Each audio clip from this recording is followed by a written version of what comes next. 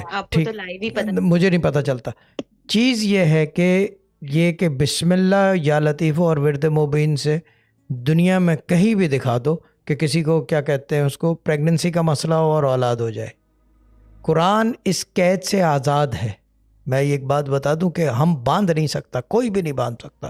یعنی کہ اگر یہ بولوں کہ یا لطیفوں سے رزق کے لیے نہیں، میں ہسپتال کے کام میں بھی استعمال کرا لوں گا، ہر جگہ استعمال ہو سکتا ہے. اس سے پڑھنے والا اور پڑھوانے والا کون ہے، اس کے یقین کا پیمانہ کتنا ہے، وہ اس میں سے سب کچھ نکال سکتا ہے. دیکھیں میرے والد صاحب کہتے تھے ایک نان مسلم وہ گوتم بدھ پہ جا کے بدھ سے ہی سب کچھ نکال لیتا ہے. اس کا وہاں کیا قرآن کا کام، اس کا کون ہے اللہ وہاں پہ، لیکن اس کا یقین.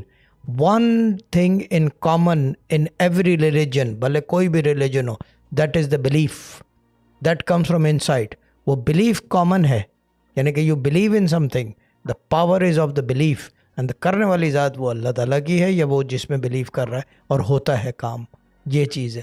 تو اسی لیے یہ جو کہنا کہ جی یہ سورہ مریم سے اولاد کے لیے نہیں، سورہ مریم ہر چیز میں استعمال ہو سکتی ہے، اتنا تک کہ حضرات کے کام میں بھی. صرف یہ کہ کروانے والا کون ہے، یہ بات ہے. جی بول لیں باجی اب. That was just proving a point again.